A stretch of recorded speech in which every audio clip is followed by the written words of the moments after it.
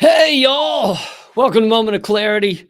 Thought we'd get into one of these Pentagon briefings, right? We all know the chaos in Afghanistan's going on right now. And so our mainstream media, they love airing these Pentagon briefings. They love, we're going to go to it live, right? And then they always cut away and they cut to the Pentagon briefings, or sometimes it's White House briefings. They're kind of similar, but they show them and they give them a lot of weight, and they'll ask questions. You turn on CNN, they will ask questions about what was said or whatever. But I want to break down how exactly this propaganda game works on so many levels. We're not going to get to them all, but maybe we'll touch on a few. How's that sound? Because this gets to the heart of what it is, what people are taking away from this right now.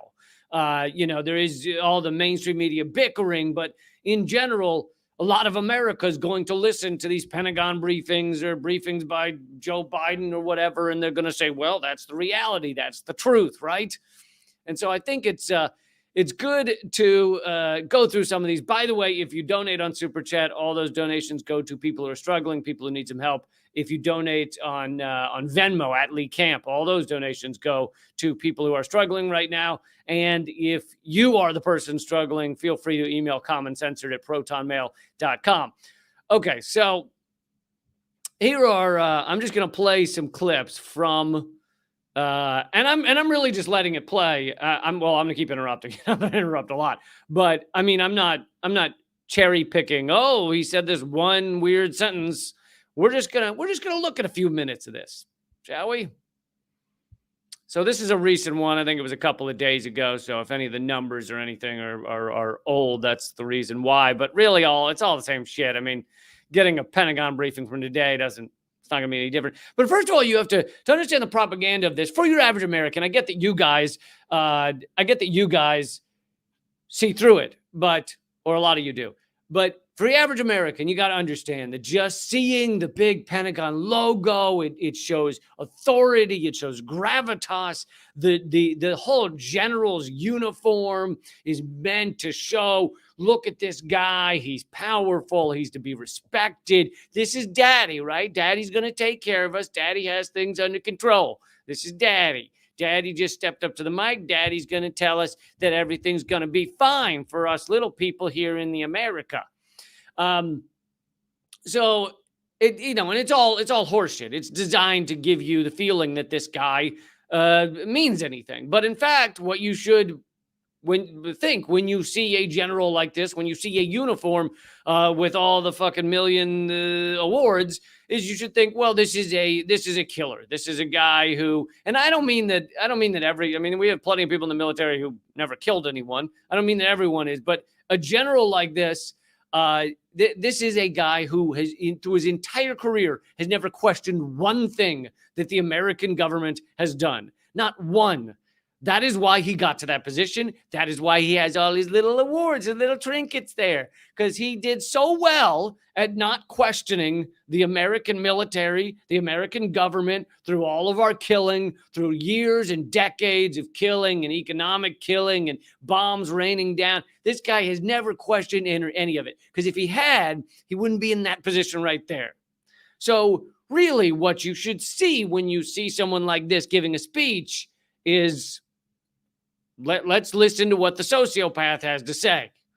I'm giving him the benefit of the doubt that he's not a psychopath. He doesn't actually enjoy harming or causing pain. He just is fine with it. He's a sociopath. He feels no empathy for others. And so he's fine with our bombs raining down. And it's not just him, right? Go for any of them, any of the ones that they trot up there. And that's not what you're supposed to think, right? That's the reality. But that's not what you're supposed to think. That's not what CNN would tell you to think. Instead, they give you the impression, this is Papa. Papa's going to tell us how to fix things, and he's going to tell us how things are going. So let's listen to Daddy with all of his awards on his chest. Good afternoon, everybody. Thank you for being here and for really the important work that you're doing. That was his first sentence. And sorry if the volume's low. That's the highest I can get it for some reason. But Thank you for all the important work you're doing. Well, first of all, he's buttering up the press. That's why he said that. But also, what is the important work that most of the press is doing? They're doing the propaganda for him.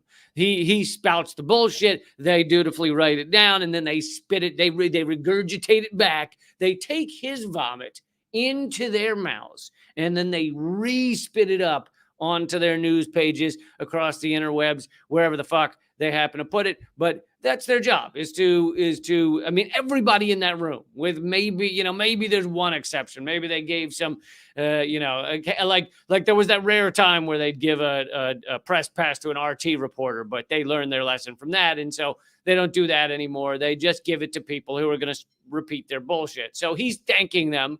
Thank you, everyone here, for doing such important work of spitting back war crimes propaganda, papering over, covering up, whatever other analogy you want to use, wallpapering. It could be like peanut butter. It could be any of the things that you wanted to use, like bedspread, anything to cover up.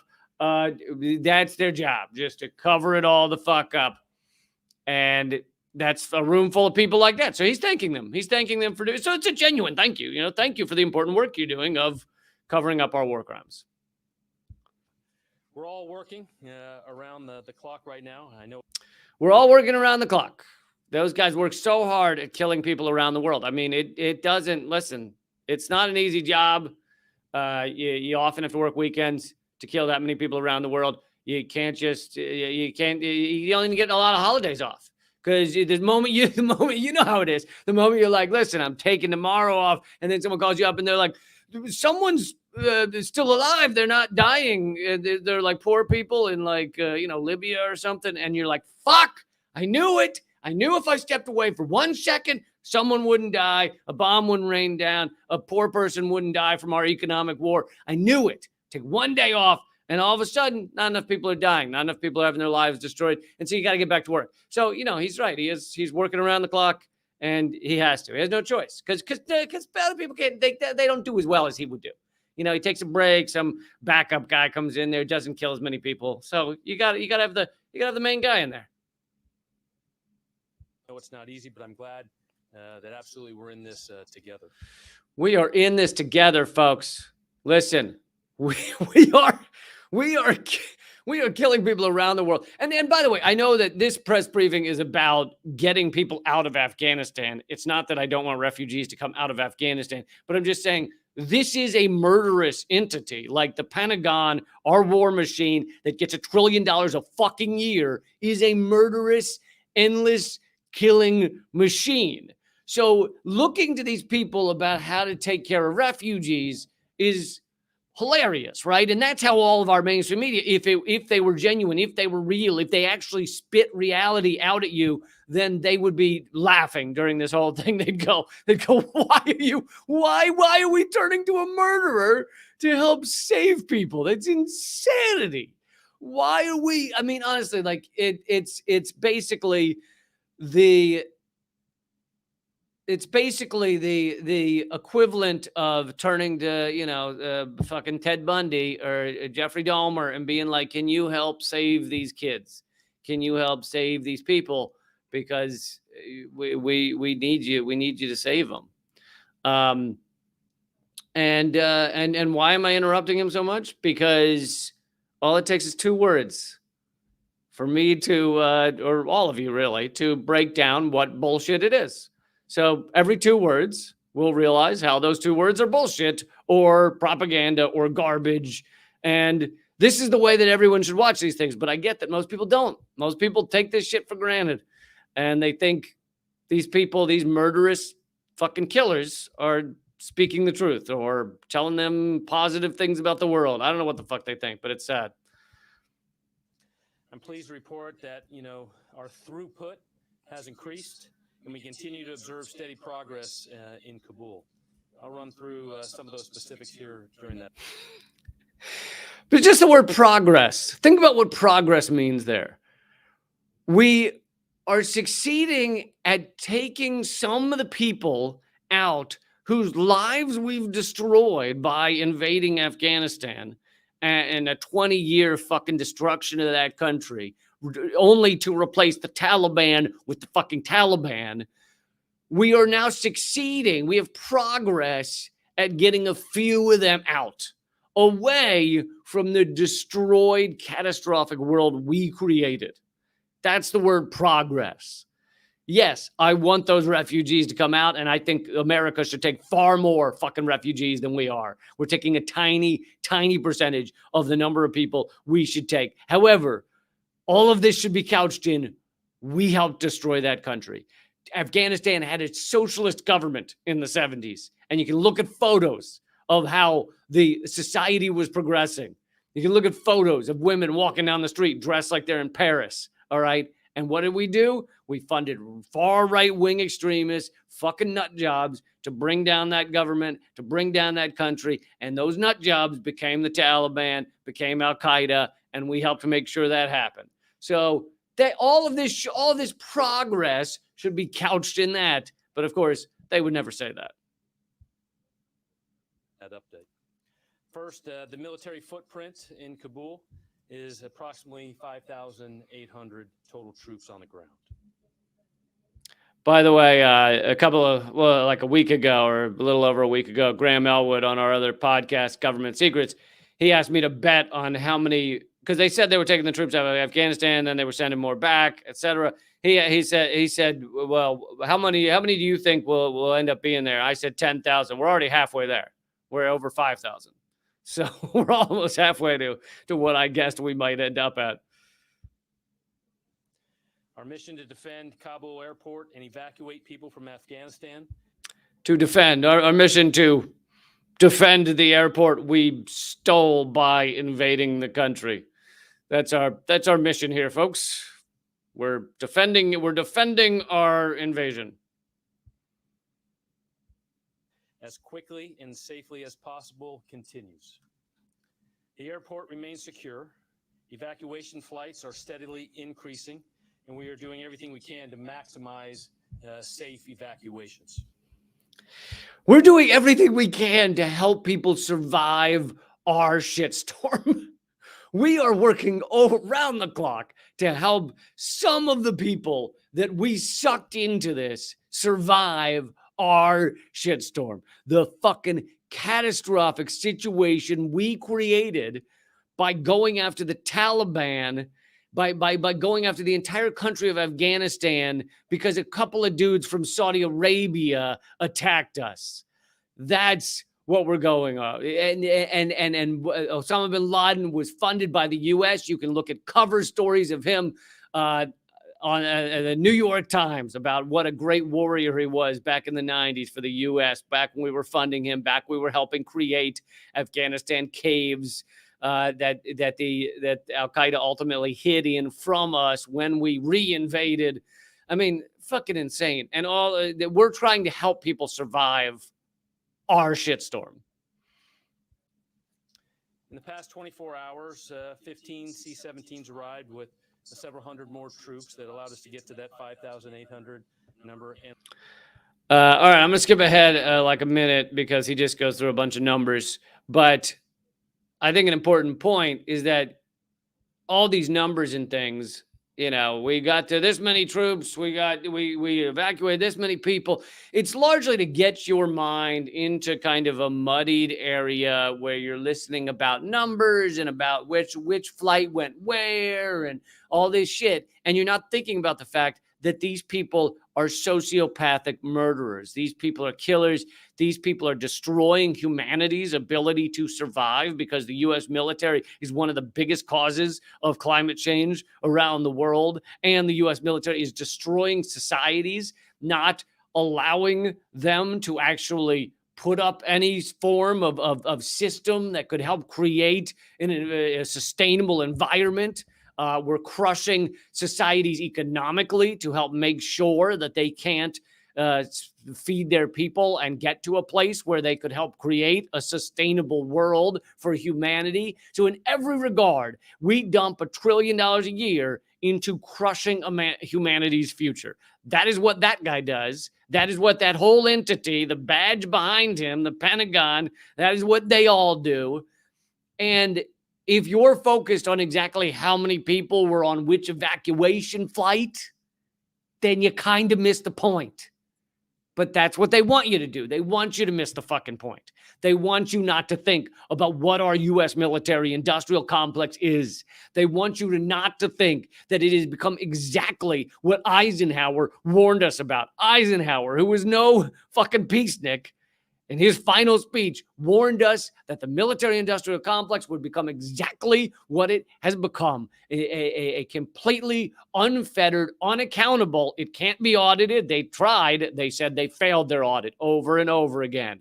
It can't be audited. Trillions of dollars dumped into a black hole. Most people don't know where it's going. Trillions of dollars in just the Afghanistan war went to weapons contractors, enriching killers. The very rich, very wealthy billionaire killers manufacturing weapons to murder people. That's what that entity is, that guy represents. There's really no argument to be had there otherwise. That's what he represents, and yet he wants you to just think about how many people, well, okay, if it was, well, we got 5,000 troops there. Well, if that flight came in, well, okay, they got a couple more airplanes there. They want you to get pulled down mentally into the weeds of bullshit and worry about those numbers while losing track of exactly what this is. And also some supplies. As of 318,000, there are SIV applicants, at-risk Afghans who work alongside us. At-risk Afghans! Yeah, guess what? They're all at risk because we've been fucking bombing them for 20 years. 20 years, dropping tens of thousands bombs a year. In Obama's final year alone, we dropped 26,000 bombs. All right. That's according to the Pentagon's own numbers. In Trump's first year alone, we dropped 40,000 bombs. That's the Pentagon's own numbers. And he wants to talk about at-risk Afghans. Yeah, they've all been at risk for 20 years. And now you're talking about a tiny subsect that are also at risk, that yes, we should evacuate, that yes, we should get them fucking out of there so that they aren't murdered because you and your colleagues put a murderous, fucking insane, right-wing fucking group of idiots in charge of all this. And now the Taliban is taking over the Afghan government, which was a puppet government to begin with. You know, the guy, the president was caught leaving the country with millions of dollars because that's what he was. He was a paid puppet for us. Throughout our time in Afghanistan and other vulnerable Afghans, including women and children. Oh, now many of the flights, leaving Kabul just started caring about women and children. You notice that? They just noticed after 20 years, they were like, oh, there's women and children there. Oh, God. Oh, I thought that the country was only fucking crazy middle-aged men with knives in their teeth just going, ah! I thought that's all it was. It turns out there's women and children there. The military just discovered there's people that they should worry about. Now they did not worry. They did not care at all when those bombs were raining down and killing, again, according to the Pentagon's own numbers, killing over 90% innocent civilians every time we drop one of those drone bombs. They did not have a problem with that. Not a concern. Even the people they were targeting, so even when it wasn't just outside people that got killed as we targeted something, even the people they were targeting, they didn't know if it was the person they were targeting.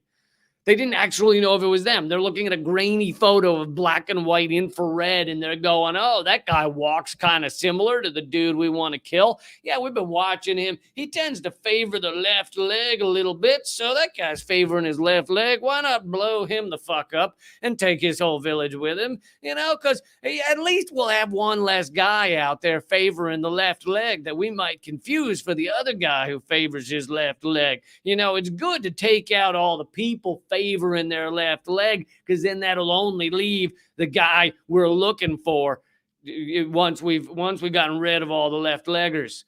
So we've been spending most of this month on left leggers. I think we got, honestly, I'd say we got probably 52% of them so far. So we're going to stick on this a little longer. A lot of left leggers still out there, or they might have like a special, like a day where they're just feeling really good and then they're not favoring the left leg. So then we miss them. We got to come back and go, oh, he is favoring his left leg. And then we hit him. But you got, like I said earlier, this work doesn't do itself. It is a labor of love. You have to just keep going. But yeah, now they're concerned about women and children suddenly.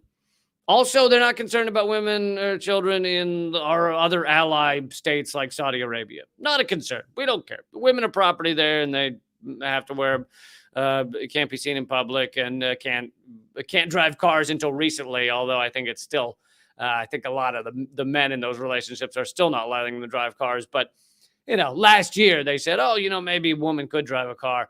But yeah, we have no concern with what goes on in Saudi Arabia. Don't care if they chop up Washington Post journalists and throw them into a barbecue pit. Not a concern, not a problem. But right now, we are really worried about these women and children in Afghanistan. Oh man, very much are. In designated safe havens and staging bases in Qatar and others, where State Department and military personnel are actively processing passengers for their follow-on flights to other destinations.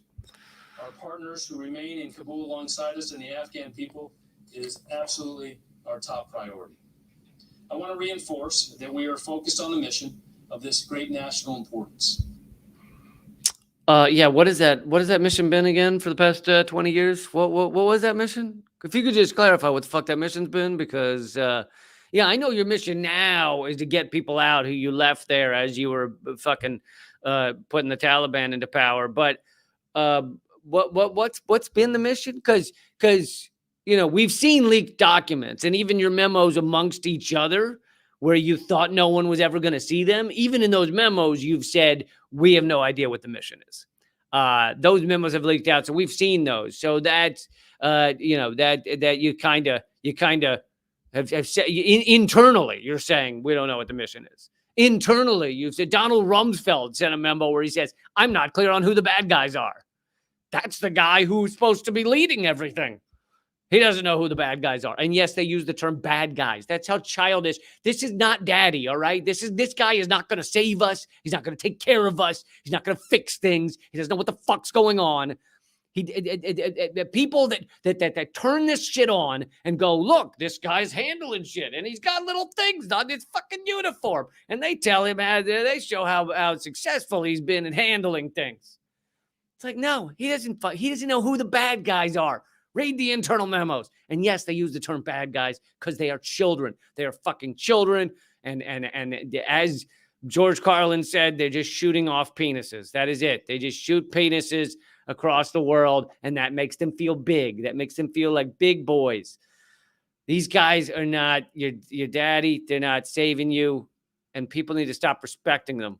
They need to see a uniform with that many shit stains on it and throw eggs at him. It shouldn't be respected. The massive effort is the result of teamwork and the tireless commitment of U.S. military to supporting the U.S. government around the world. Tireless commitment. Again, working so hard. They really do. They work so hard at killing everybody. It's just exhausting. Bob, there you are. Hey, John. Not your normal seat. Thank you. President Biden, in his remarks earlier today, made a reference to having, I forget what word he used, but essentially rescued 169 Americans outside, beyond the perimeter, I believe he said. Can you explain what that was, how that happened, what happened? Yeah, he's referring to a small number of people that our troops that were very close to the perimeter. All right. Again, this is stuff that doesn't really matter. They saved 10 more people or whatever outside of if you're getting bogged down in that, then you've again missed the point. These are fucking killers. This is a killer enterprise. This is like turning to the mafia enforcer and saying, how many people did you save? And they go, oh, I say there was a couple of people out there needed some help saving them, so I saved them. And you go, ooh and ah. And if you're oohing and ahhing on this, then you're already lost. The perimeter of the airport, whatever is going to be necessary to. And also that question, such a softball question. They said they saved a few more people. Can you tell us who were those people they also saved? So they often know who they're calling on first so that they can get that softball question. They want to ease into things. They don't want to get the slightly tougher questions. Again, these are all corporate stooges in that room. So it's not like any of the questions are going to be that tough, but they want to take an easy one up top. And so they will, plant that guy. He is a journalist, but all of these corporate fucking ass clowns are not really journalists. But anyway, and he knows he's going to get a softball question. And that sounds like if you don't analyze this stuff, if you just go, oh, well, let's listen what's happening right now. And all, CNN plays this shit live. You go, oh, that's an important question. What were they talking about? Who did they save outside of the airport? And you think that really matters in the scope of things. But that is a tiny, tiny issue in the fact that the United States has spent 20 years just fucking destroying this country and now is fleeing and trying to rescue a couple people as they go. It's all pathetic. But of course, instead, this is made to look like heroics, right? And they show you images of soldiers carrying a baby. We did it. We got this baby. If this had been a week ago, we would have been bombing him. But now we're saving him. See? Look, we got the baby. And again, I'm not saying don't save the baby, okay? Yes, save the fucking baby, of course. Of course. But don't put that photo on the front of your newspaper, assholes. All right? That is not what this is. This is fucking killers trying to cover over the giant pile of shit they left on the rug. To rescue Americans and our Afghan partners in need. I'm not. Oh, you see him getting like sentimental there. It's just, we're doing everything we can to rescue Americans and our Afghan partners. Again, a week ago, we would have been bombing them. But now it's different. Because remember, 90% innocent civilians every time we drop a bomb. So those could be our Afghan partners. How would we know? It's all innocent civilians. And of course, many of the people that we say that are insurgents or whatever, Taliban or whatever, anybody who's of military, if you're a man of military age in Afghanistan and we hit you with a bomb, then you are Taliban. We just define anybody. I mean, literally the military said they were doing that. They said anybody of military age, who's a man, counted as an insurgent. Well, what about all the fucking Afghan men who are not Taliban, who are not insurgent? Not that you even are justified in bombing everybody who's in the Taliban, but even beyond that, no, they don't know. They just, he was 85 years old. Is that military age? Close enough. Yeah, we cut it off at 90. Over 90, not military age, but 85. Yeah, that's a fucking evil terrorist mastermind right there. Good thing we killed that elderly gentleman. I'm not going to speculate one way or another about potential future operations. The main focus is on security at the airport and making sure that, as the general said, that air operations resume and continue as unimpeded as possible. But clearly, we will be prepared and postured if we had to do something additional. But I won't speculate right now. Yeah, we're always prepared and postured to bomb some country. We're doing it all the time, every day, all around the world. Yeah, big surprise. Yeah, we're going to be prepared to fucking continue to destroy parts of the world. Yeah, you think? That's all these guys do is prepare for that shit. Did the U.S. troops have to go through any Taliban checkpoints to go and get the Americans? And then General, can you talk a little bit more about this flight pause? How long did it last? And all right, this is another question that is meaningless. How the flight pause? Yeah, they stopped the flights to Qatar for an hour because it was too full. What kind of question is that? We spent 20 years fucking killing everybody inside Afghanistan, and now you want to know about the hour that the flights didn't go to Qatar? But that's what I mean. They want you bogged down in this shit. so that you aren't asking the real questions. You being like, I'm just saying, average American sitting at home watching CNN as they show this live. They don't want you thinking to yourself, well, why were we over there? I think in a minute, if I remember this next part, believe it or not, a journalist or two asks like an actual question. The sites at Qatar were just at capacity. There was just no room to flow in additional people. Now, Jen, for special immigrant visa applicants who are already in that process. Oh, who cares? Jesus Christ. On what timetable? That's a whole different category. Then we'll be working out with the State Department. What is your current estimate for how many Al Qaeda are inside Afghanistan? I haven't seen an estimate on that. I don't know if we have an exact estimate. Military intelligence estimates about how many Al Qaeda remain in Afghanistan. All right. Notice what he's saying here. He was asked how many Al Qaeda. He says, I don't know, but it's clear right now that it must be a significant number, or he'd say, oh, hardly any, none, whatever. Because this is the Secretary of Defense, right? And he is clearly thinking in his head right now, I don't know how many Al Qaeda are in Afghanistan, but a bunch. We know that Al Qaeda is a presence as well as ISIS in Afghanistan, and we've talked about that for quite some time. We do not believe it is exorbitantly high, but we don't have an exact figure for you. As I think you might understand, Jen, it's not like they carry identification cards and register somewhere. We don't. He just said they're a significant, this will be important in a second, they're a significant presence in Afghanistan. That was his exact wording. Have a perfect picture. And our ability, our intelligence gathering ability in Afghanistan isn't what it used to be because we aren't there with the same numbers that we used to be. The president just said that there is no Al Qaeda presence in Afghanistan. That does not seem to be correct. What we don't think is that we believe is that there isn't a.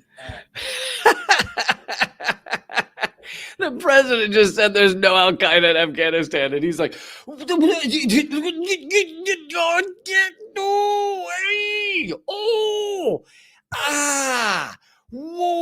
Well, what I meant was, yes, okay. Well, here's what ziggity zoo. Could he have stuttered? Could he have stuttered over that a little more, please?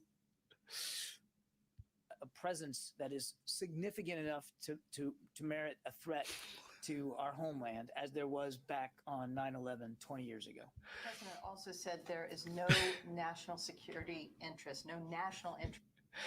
Hold on a second.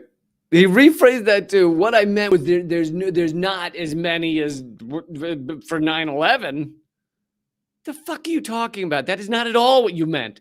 You said there is significant presence in Afghanistan. Then she says Biden says they're not there. And then you go, all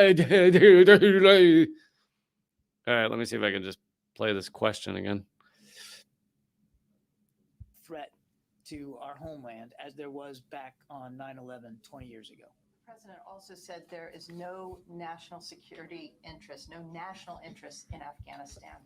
I'm a little confused by that. Can you explain why there's no national interest in Afghanistan? Why did we have troops there for 20 years if there's no national interest in Afghanistan?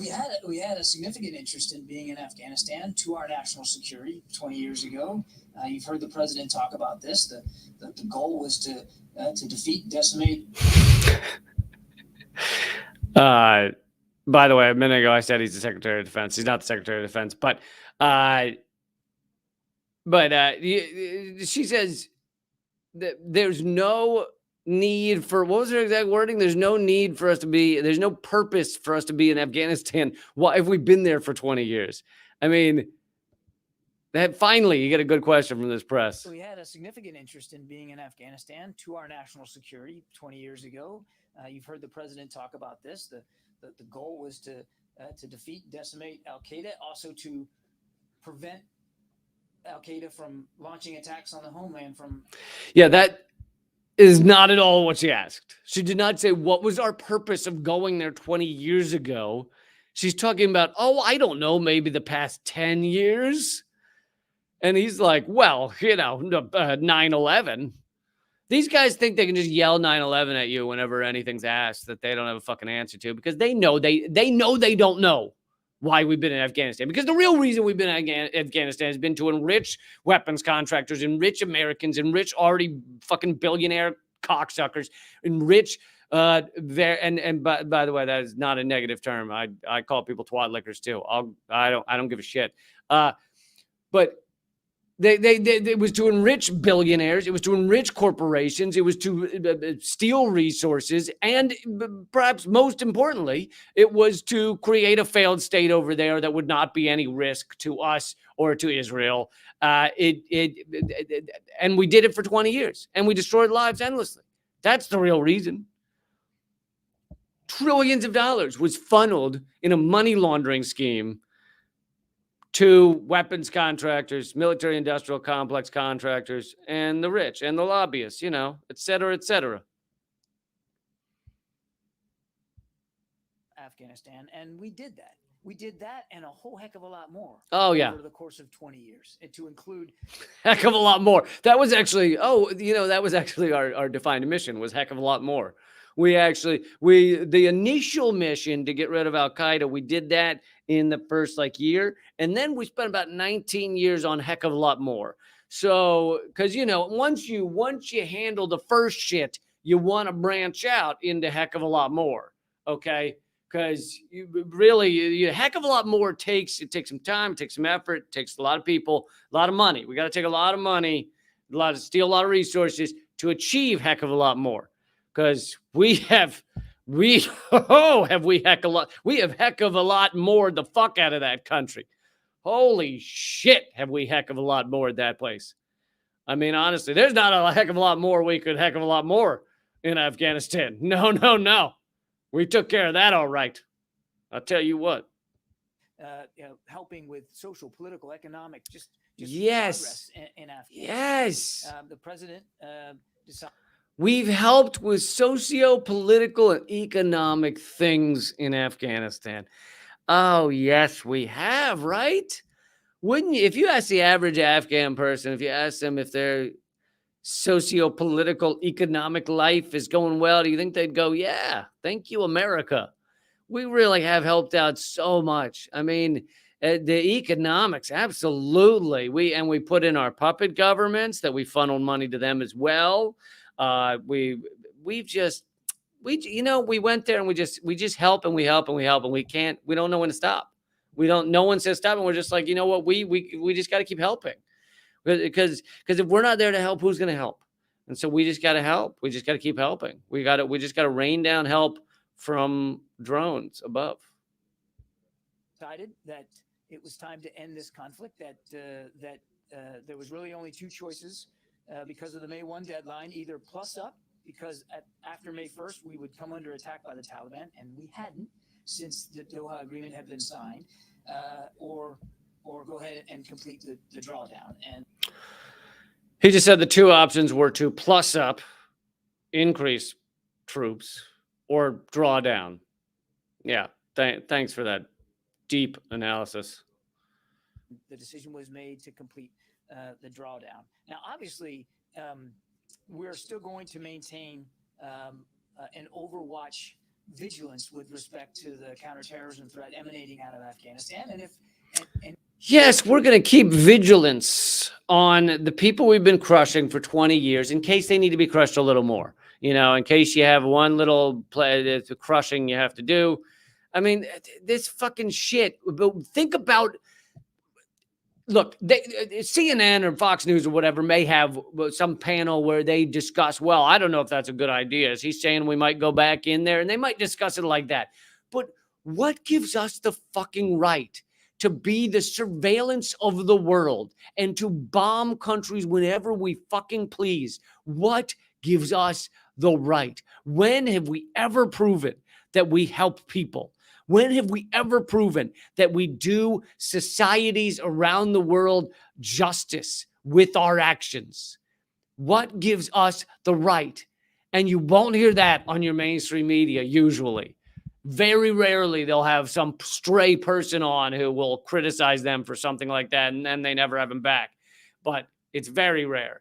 I mean, we have no fucking right. We act like we own it. He acts like we own Afghanistan, and it's like a wild cat we found, and we've had it in our house for 20 years, and now we're going to let it out the back door, but we're going to keep an eye on it. We got its ear tagged, and we may have to, if it seems like it's not doing what we want, then we'll just grab it again and bring it back inside. It's like a cat we own.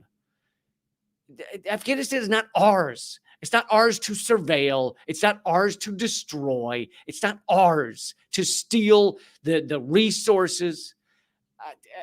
And yet they just act like that's just the starting point. Oh, yeah, we own Afghanistan. Starting point. And if we need to, we will take action to eliminate and defeat that threat. I mean, just Thanks. Yeah. If we need to, we'll go back in. Well, that's great. That really sounds like ending war, doesn't it? If we need to, maybe we'll restart it again. Who knows? Who knows what'll happen next week? Maybe we'll start bombing again. Yeah. But for now we're drawn down, but next week we might not. Who knows? said that you don't have intelligence on the ground in Afghanistan anymore. How are you going to have Overwatch and you still have Al Qaeda in the country? Jen, what I said was we don't have the degree of dexterity intelligence to be able to give you a head count. And no, that's actually not what he said.